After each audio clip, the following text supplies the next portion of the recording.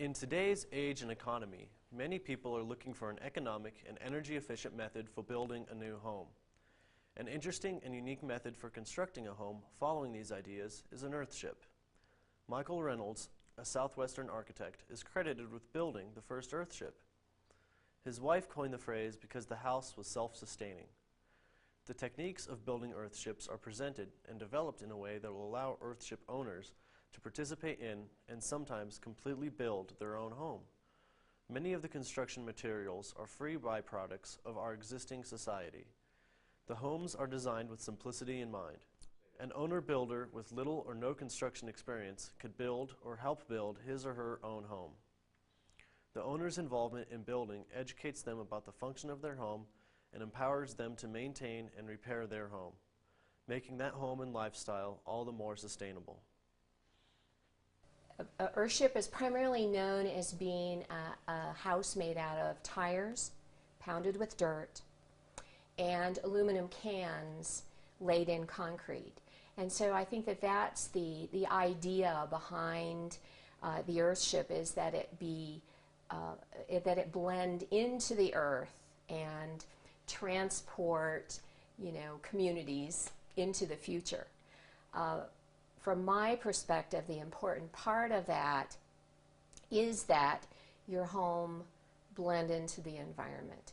I specifically don't particularly care for a white house out here in this area sitting on top of the rocks on the edge of a canyon, because it doesn't blend into the environment. So it was always important to me that whatever is built on this property, whatever was to be built on this property, would blend in with the environment.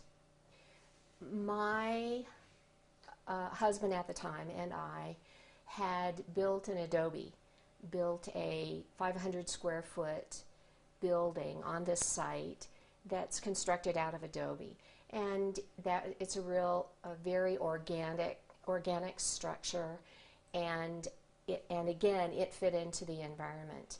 And we wanted something larger, because that was basically one room with a small bathroom. We wanted something larger and wanted to do something on a larger scale with more space, but we wanted to do something different. We decided that the adobe was not the way that we wanted to go again.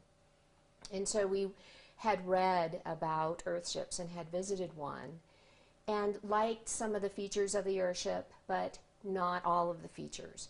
And so we, in designing this structure, combined some of the theories behind the earthship with some other things that we really liked to come up with our final design for the structure. The Michael Reynolds designed earthships have specific room sizes, recommendations for room sizes.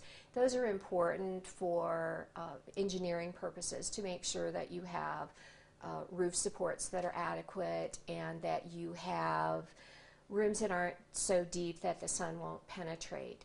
So some of the guidelines are wonderful to follow to make an earthship work and be self-supporting, self-heating. Some of the plans, though, for this area I felt were unnecessary. The typical design has a 60-degree sloping front window panel, and my feeling was that the house would overheat in the summer if the sun penetrated into the house all year round. And so for the plans for this house, we decided to use a vertical glass wall with an overhang, so that in the summer the rooms would be shaded completely, and yet in the winter the sun would penetrate to the back walls. And that was a major change that was made in the construction from the recommendations of the original architect who came up with the plan. Other things were done. The greenhouse area we expanded and made it wider, because I felt that the space needed to be opened up so that you didn't have the feel that you were walking into a bowling alley or a lap pool, that it was more spacious. And I used some recommendations that there be a support beam, or in this instance a tree, to support a space between the living room and the kitchen, so that it would open up another area, so that the walls wouldn't all end at the same point, so that again you'd eliminate that feeling that you were in a bowling alley. One of the main motivating factors for an Earthship is that you can save on your heating and utility bills.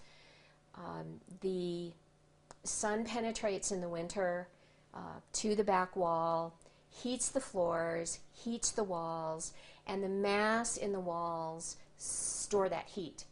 And the fact that the Earthships are typically built into an earth bank in the back, so that they're somewhat buried in the earth, also helps to retain the heat that penetrates into the walls. I was in fact just looking at my check register today, because I just had $100 worth of propane delivered to my property. I have a propane tank for my hot water and my stove, and I do not have a furnace, because I don't have any conventional heating system. I have a corner adobe fireplace and a cook stove, a wood cook stove in my kitchen that I can use for backup heat. I have not used my fireplace all winter. I haven't needed to. I have used the wood cook stove on very cold days where I needed some extra heat.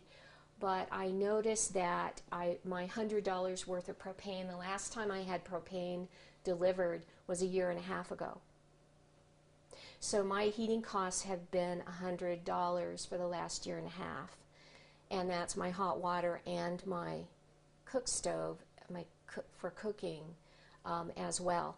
I do use some wood in my fireplace and my wood cook stove, but that I gathered from my property, so my costs are minimal.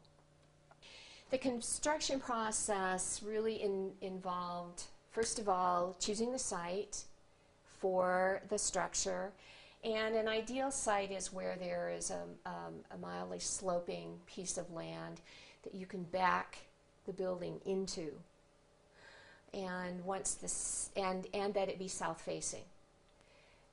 Once the site has been chosen, fortunately there was a backhoe to come in and do the excavation for the rooms, the individual rooms, and there was an excavation for each one of the 5 rooms. And during that excavation process, there was a pillar of dirt that was left between each room, because on that pillar is where the tires were pounded, because at that angle the tires were layered back into the back wall being approximately 5 feet down into the ground. So the back wall of each one of the rooms has tires up from that 5-foot level. The tires were pounded by 2 high school students between their junior and senior year in high school. They pounded tires 8 hours a day for 2 months, and each tire contained approximately 40 gallons of dirt, 8 5-gallon buckets full of dirt packed in with a sledgehammer. During that process, when they were pounding tires, we would be putting concrete in areas where tires didn't meet, at the front walls where we had an indentation, we would fill with concrete so that we would be able to pound tires the next day. Once the tires were all pounded, we then started with the roof process. I went to near Dolores and chose vigas, large logs, to use for the roof and ceiling for the rooms. and I peeled those. Friends helped me peel the logs, and they were lifted onto the roof from the back with a backhoe, and we roped them in, put them into place by the size of the log. Then we used 2x8s for the decking on the roof. Above the 2x8 decking, we have tar paper, 8 inches of styrofoam insulation, a layer of gypsum board or sheetrock, and then an EPDM rubber membrane that covers the entire roof surface. I pulled my own electrical permit, and so I did most of the electrical with the help of some of the students from the tech school who helped run some of the wires. I had an electrician come in and look at all of the work before I had the inspector come in. So I did have an electrician involved to make sure that all of the work that we did was up to code, because I did have the state electrical inspector inspect all the electrical work in the house. I also hired a plumber who did the plumbing. I didn't do the plumbing myself. I have a well on the property, so I'm fortunate to have water here since I'm in an area where there is no rural water available. So I was fortunate to be able to have a well. The major part of the project, the vast amount of time involved in this project, was spent putting stucco on the walls. So you can imagine that where the tires come together, we spent hours and hours mixing dirt and sand and straw and stuffing it between the tires to bring them out to plumb. And in that area, we would also force crushed aluminum cans.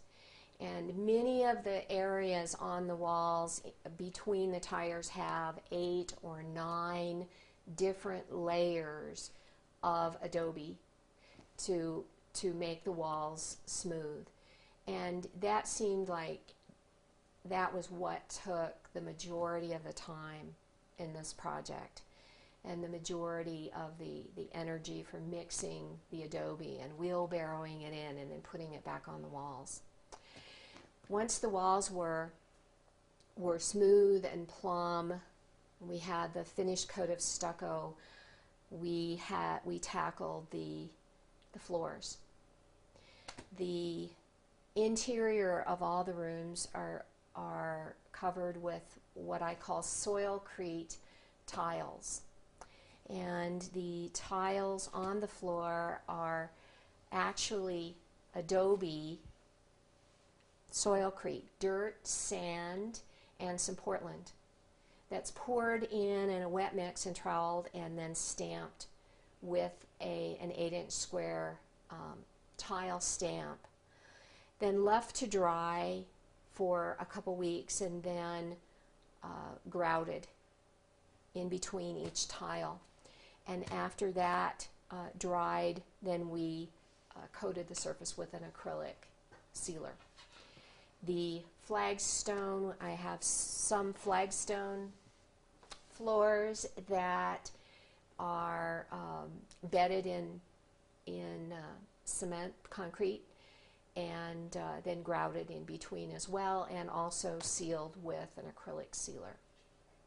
Interior cabinets and doors were individually designed because spaces were not necessarily square or plumb, and so doors had to be made, custom made, and all of that, of course, took a tremendous amount of time, but allowed for many of my friends to help me with their creativity to come up with ideas of things to use to fill the spaces.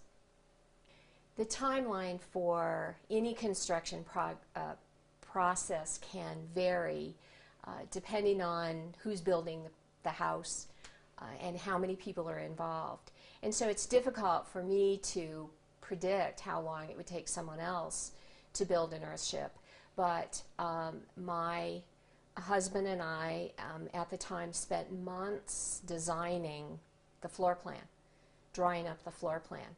And if you go to an architect, you can have that done in a matter of hours. The construction process itself, at the point of construction, I was working on the project primarily by myself, and I was doing it evenings and weekends and summers because I was teaching school. So it took a long time. I had 2 high school students who helped me pound tires during a summer. So all of the tires were pounded and in place within a 2 or 3 month time period. But that was really a minor part of the construction. Again, I'll mention that, putting on the roof and doing the interior stucco work is really what took time. So I probably devoted my evenings, weekends, and summers for 3 years to this project. But again, I had more time than I had money and was willing to do it paycheck to paycheck and willing to wait until I had the money to move on to the next phase. So most people would want the process to move much faster, would be able and willing to hire help to complete the project in a more timely manner.